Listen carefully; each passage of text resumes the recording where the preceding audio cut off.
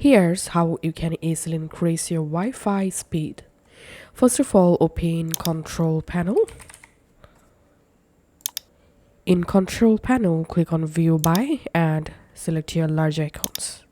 Now in here, you have to find out Network and Sharing Center, then click on that. And click on Change Adapter Settings.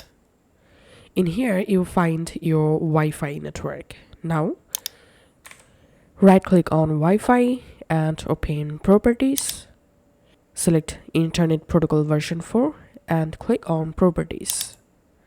In here, select Use the following DNS server address, and in this preferred DNS server, type 8.8.8.8, and in this alternate DNS server, add 8.8.4.4. And then after adding this custom DNS server address, just click on OK. Click on OK. After doing this, you need to give a simple restart to your PC. So just restart your PC, and then you may need to reconnect to your Wi-Fi network. Once you successfully reconnected, now go ahead and check your Wi-Fi speed has been successfully increased. So that's it for this tutorial. Thanks for watching.